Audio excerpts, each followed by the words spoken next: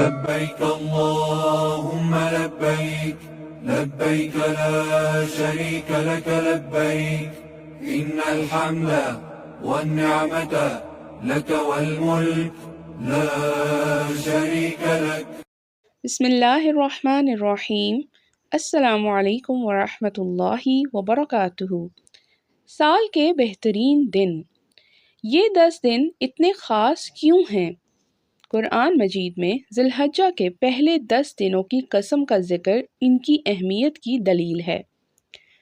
سورۃ الفجر، فجر کی قسم، اور قسم ہے 10 راتوں کی۔ عبداللہ بن عباس رضی اللہ عنہما سے روایت ہے، وہ کہتے ہیں کہ رسول اللہ صلی اللہ علیہ وسلم نے فرمایا، ایسے کوئی دن نہیں ہیں جن میں نیکی کے کام کرنا اللہ کے نزدیک ان دنوں میں نیکی کے کام کرنے سے زیادہ محبوب ہوں۔ آپ کی مراد ذی الحجہ مہینہ کے ابتدائی 10 دن ہیں۔ صحابہ کرام رضی اللہ عنہما نے پوچھا، اے اللہ کے رسول صلی اللہ علیہ وسلم، اللہ کے راستے میں جہاد کرنا بھی نہیں؟ آپ صلی اللہ علیہ وسلم نے فرمایا، نہیں، اللہ کے راستے میں جہاد کرنا بھی نہیں، سوائے اس شخص کے جو جان اور مال کے ساتھ نکلتا ہو اور پھر ان میں سے کچھ بھی لے کر واپس نہ آتا ہو۔ ذی الحجہ کے پہلے 10 دن آ چکے ہیں اور نبی صلی اللہ علیہ وسلم نے فرمایا، پورے سال میں کوئی دن ایسا نہیں ہے جس میں نیک اعمال اللہ کو ان سے زیادہ محبوب ہوں۔ رمضان بھی نہیں، لیلۃ القدر بھی نہیں، ذی الحجہ کے یہ 10 دن۔ آپ ان دنوں میں کیا کر سکتے ہیں؟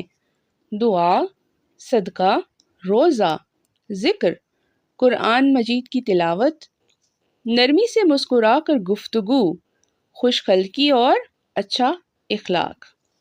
وہی عمل جو آپ کسی بھی عام دن میں کر سکتے ہیں، ان 10 دنوں میں ان تمام چیزوں سے زیادہ وزن رکھتا ہے جو آپ سارا سال کرتے ہیں۔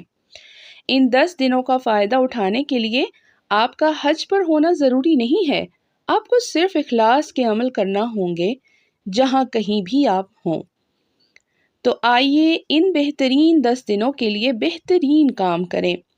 ذی الحجہ کے یہ 10 دن حج کا وقت ہے، جب لاکھوں مسلمان مکہ المکرمہ کی زیارت کرتے ہیں۔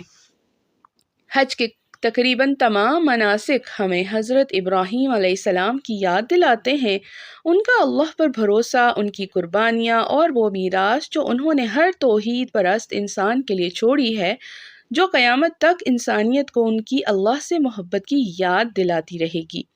ان کی کعبہ کی تعمیر سے لے کر حجر اسود اور مقام ابراہیم پہ ان کے قدموں کے نشان تک، اور عید الاضحیٰ پر کی جانے والی قربانی ان کی چھوڑی ہوئی میراث کی داستان ہے۔